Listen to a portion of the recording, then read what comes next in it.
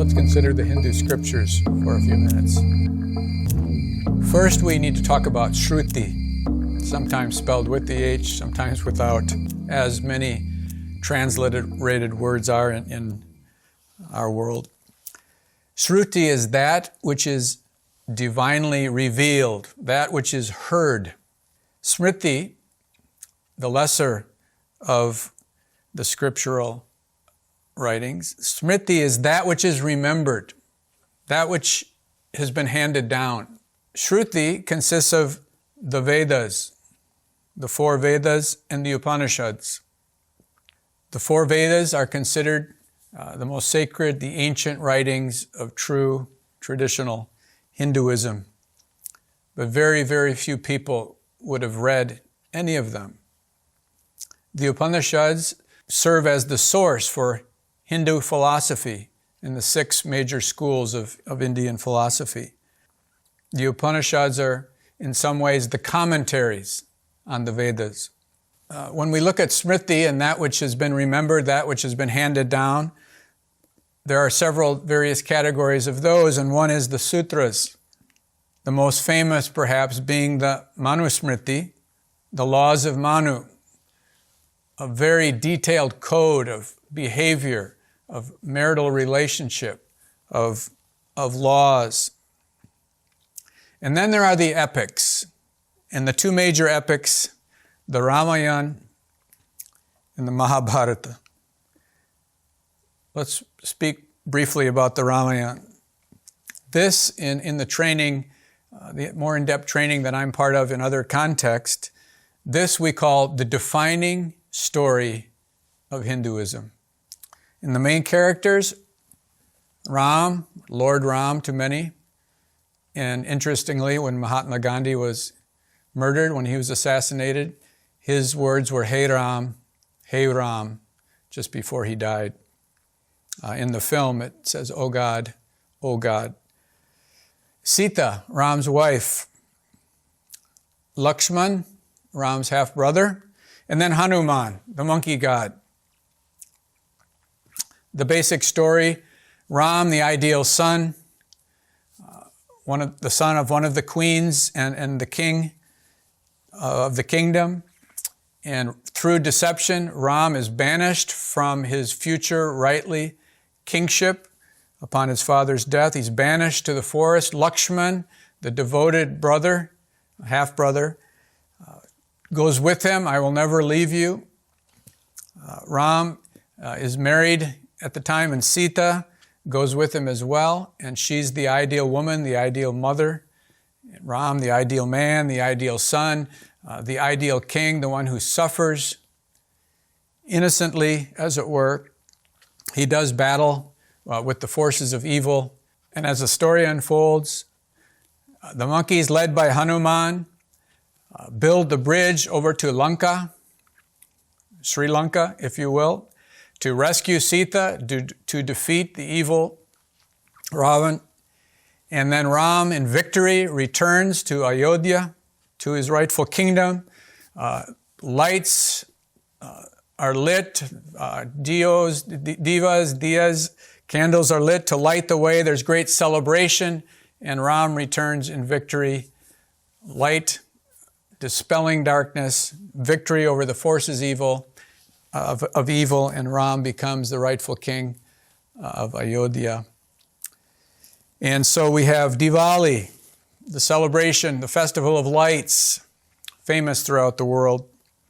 Wonderful time of color, of light, of noise, and a great recognition of the triumph of light over darkness, of good over evil. Then there's the Mahabharata. The Mahabharata is the longest poem in the world, 100,000 couplets. And this great epic contains the famous Bhagavad Gita. Bhagavad Gita, Bhagwan means Lord or God. Gita, song. So usually in English, this is the song of the Lord. The Gita is the most important, most popular of Hindu sacred books. It's a book that Mahatma Gandhi called his spiritual dictionary. the mother who never let him down, the cow that grants all wishes. The Gita is socially important in a number of ways. It's the most popular, as I mentioned. It's the closest thing Hindu people have to what we have in the Bible in terms of being used regularly for devotions, although it comes nowhere near to the way it's used by many Christians. The Bible is used by Christians. But as we have said, no Hindu scripture is considered universally authoritative, especially in daily life and practice, not like our Bible. The Gita is Hinduism's premier public relations piece. It's what Hinduism shows to the world. It's almost the sole backbone of the Hare Krishna sect, the International Society of Krishna Consciousness, ISKCON, the largest of all Western Hindu organizations. Millions venerate the Gita. Gandhi claims to have built his whole life and work on the Gita. In the August 1925 issue of his weekly magazine, Young India, Mahatma Gandhi writes, "When doubts haunt me, when disappointments stare me in the face, and I see not one ray of hope on the horizon, I turn to the Bhagavad Gita and find a verse to comfort me, and I immediately begin to smile in the midst of overwhelming sorrow." And so in the Mahabharata, we have two massive armies of countrymen actually assembled to fight against each other. And Arjun, in one of the families, has been given by a gracious choice. He chose rightly, and he chose Krishna as the charioteer as he drives his chariot into the battle against these armies amassed against each other. And so Krishna, disguised, as it were, as the charioteer, not revealing his full self, his full identity, is guarding Arjun. And Arjun says to the charioteer, he says to Krishna, "What should I do? These are my countrymen. How can I kill them?" And Krishna gives various answers to this. And one of them is, well, you're a warrior, Arjun. It is your duty. It is your dharma to kill, to do battle, to go to war. You must do your duty. Another answer is this, that after all, remember, in the end, death itself is an illusion. The souls of these men will pass on and take other forms and have other bodies in another life. It's a dilemma for Arjun, a dilemma. And so we think about dharma, and it's greatly exemplified here in situation in the Mahabharata, in the Gita specifically. But also, Krishna answers in terms of, since it is your dharma, you must do battle, you must do what a warrior does, and ultimately, what you do is to be without thought for the consequences, without being attached to the results, without thinking, oh, what will this lead to, or what does this really mean? Duty without attachment is considered the great theme of the Gita. The perceived Hindu ideal of asceticism, nishkriya, without action, the ascetic who sits naked on the banks of the Ganga, the Ganges River, and does nothing but meditate. That's a picture many people, an image many people have of Hinduism, isn't it? But you can get the idea that Hinduism is based wholly on renunciation. After all, everything is maya or illusion. Why bother to engage the world at all? As one author puts it, desirelessness or Hindu renunciation, it has been argued, leads to personal indifference and passivity and national poverty and stagnation. However, this concept is not so simple, and may I encourage you not to move in this direction in evangelism. And later in the Gita, Arjuna requests Krishna, and he says in chapter 11, verses 3 and 4, I desire to see your supreme form, greatest of persons.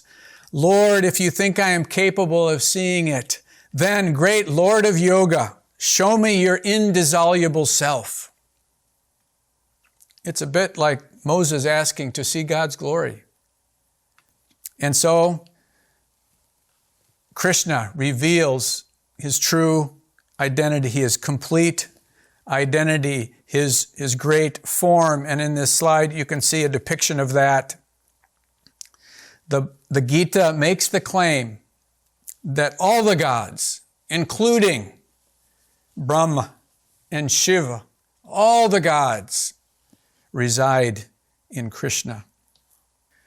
The four margs, or paths to salvation, or the four yogas, the disciplines that lead to salvation, are mentioned in the Gita as well. Westerners have adopted yoga most for its physical and mental benefits, relieving stress, becoming healthier mentally and physically. Krishna mentions each of the four traditional paths to salvation. The way of knowledge, Gyan Marg, meditation, study, reflection, with the goal of penetrating to the inner reality of the self, that yourself and the universal self are one. Karma Marg, the way of works, the way of service. Our friend, a dentist, almost every year takes some of his precious holiday time and he goes to India and freely offers his dental services to people in need. Just one of many who practice Karma Marg. Raja Marg, Raja means king, of course. This is the way of austerity, the way of asceticism. And this Raja Marg is the basis for various types of yoga that we have in the West. And then there's finally Bhakti Marg, the way of devotion. What many have argued is a fruitful way of approach to the religious Hindu person.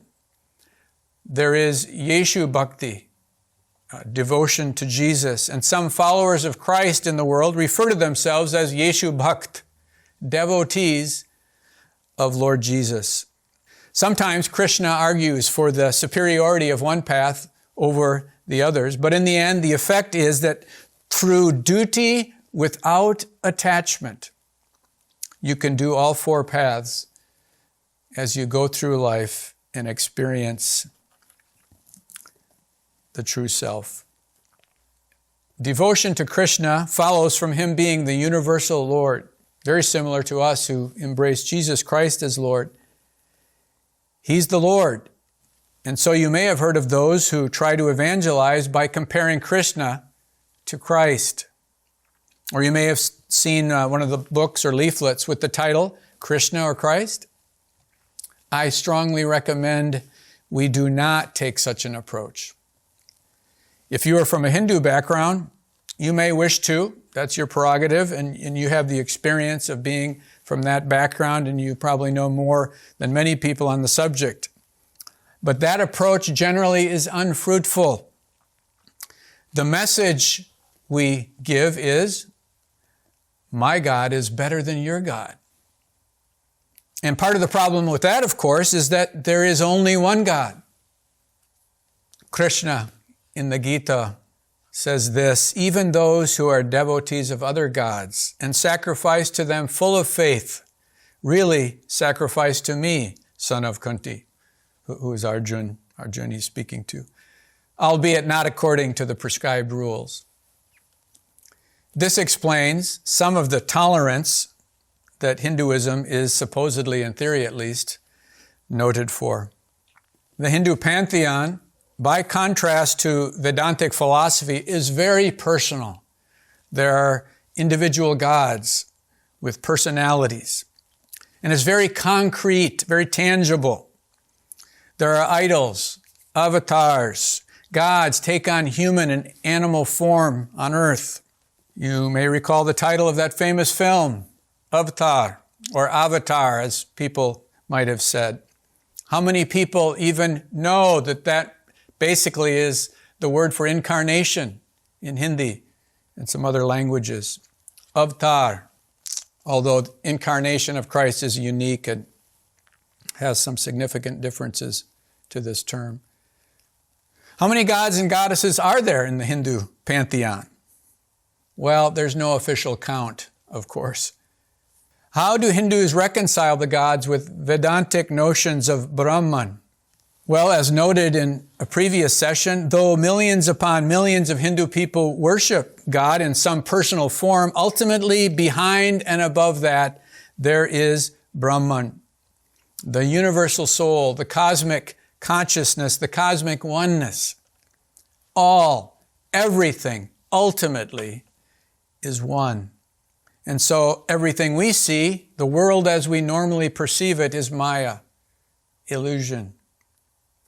So you can believe in one God, in many gods, in no God. Here we see the Trimurti of Hinduism, the Trimurti, as some would like to say, not to be confused with the Trinity, of course. Brahma, the creator. Brahma sets everything in motion. And let's just for a moment not be confused. We have spellings and different words. There's Brahma, the God, and very few people acknowledge him, worship him today. He's kind of out of the picture. He created things and did his thing, and he's generally out of the picture, although he shows up in some stories. Then we have Brahm or Brahman, the universal oneness, the cosmic consciousness, ultimate reality. And then there's Brahman, priest, the priestly caste. And so here's the female counterpart, the wife, if you will, the consort, Saraswati, goddess of wisdom and knowledge and learning. Many of the gods have a consort or a wife. And the vehicle, she's sitting on a lotus, symbol of wisdom. All of the major gods have a vehicle, something they are transported on in certain instances. Then there's Vishnu. Vishnu, the preserver, the protector, the sustainer. His female counterpart, Lakshmi, the goddess of wealth, and the vehicle Garuda, the eagle man. Vishnu has 10 incarnations, avatars.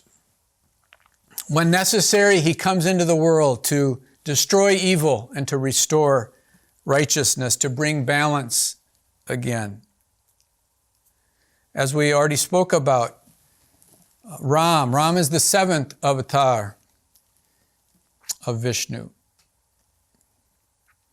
Krishna, the 8th avatar. And here we see Krishna with Radha, one of the milkmaids. And here again, depicting Krishna guiding Arjuna in the Gita. Now there are debates on the 9th avatar. Some insist it is the Buddha. And then interestingly, the 10th and final avatar, Kalki, the final avatar of Vishnu, coming on a white horse, the sword in hand. It is believed that he will appear riding his white horse and drawing a flaming sword at the end of the Kali Yuga, the dark age through which we are now passing. His task will be to exterminate evil and restore dharma. Thus will begin a new cycle, starting with the new Satya Yuga, age of truth. That's from the Pandit Ravi website. Then there's the god Shiv, or Shiva, as many people say. The destroyer, really the dissolving power, really to be seen as the continual balance between creation and destruction, often depicted as a renunciate, someone who has renounced everything and he sits on the tiger skin in continual meditation.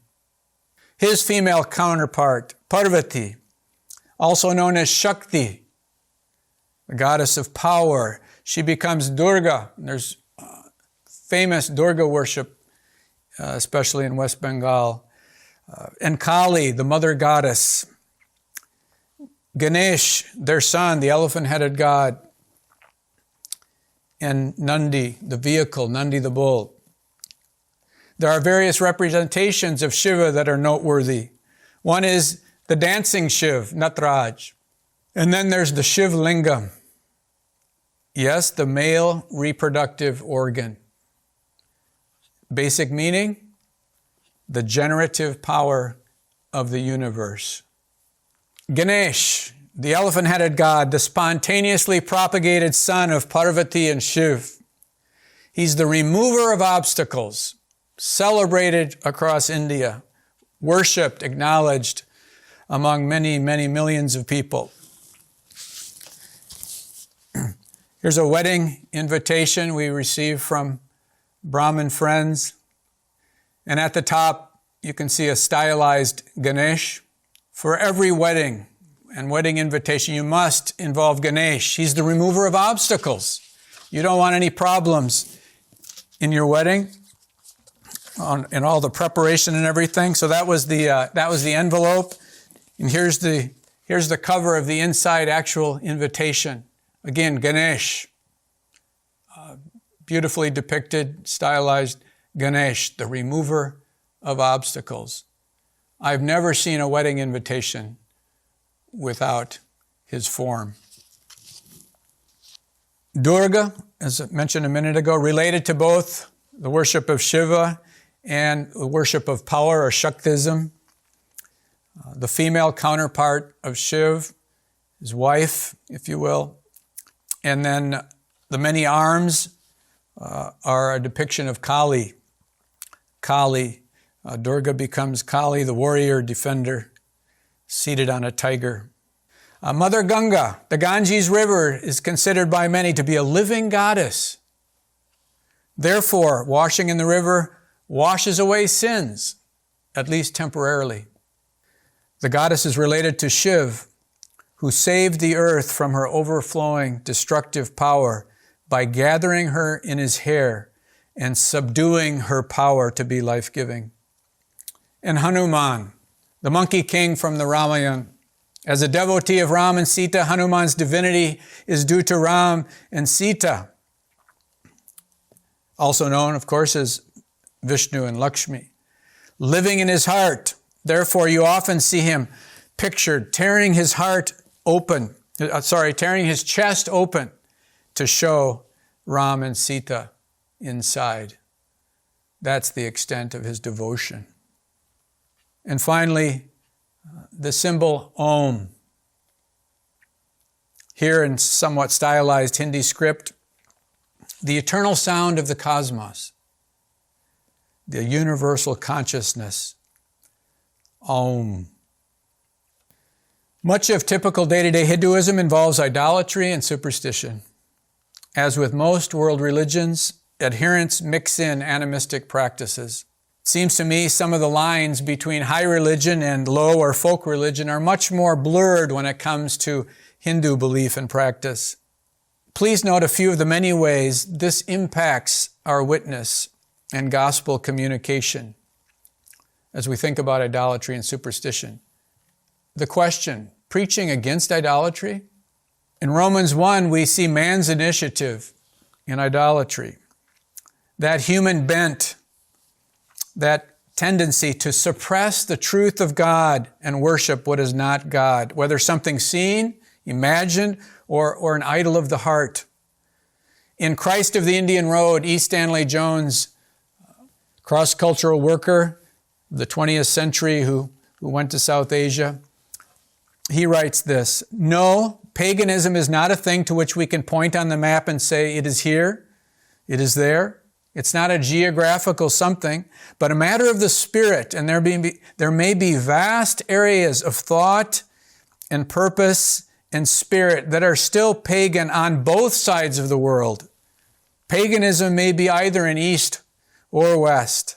I want to remind us that the overwhelming majority of Old Testament preaching against idolatry and superstitious behavior is directed to God's people.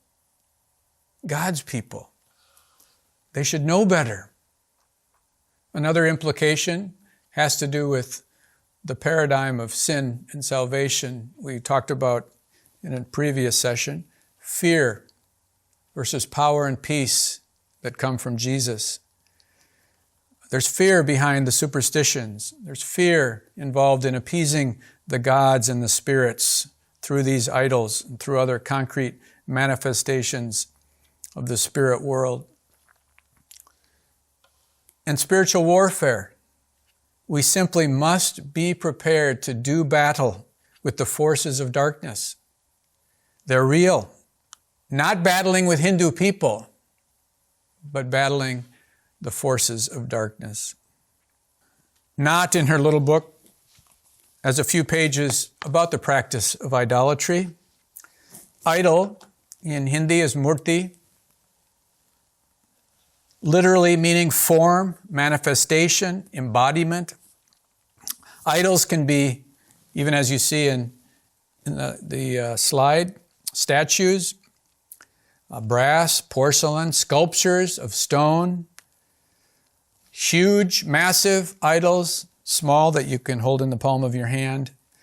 There are posters and other images depicting gods and goddesses. There are temporary idols made from straw or wood or clay. At the festival of Dasahara, people burn the effigies of the evil Ravan and others. The Shivlingam and Yoni. The male is in constant conjugal union with the female counterpart. Shakti, power. Do people really believe that that piece of porcelain is a god?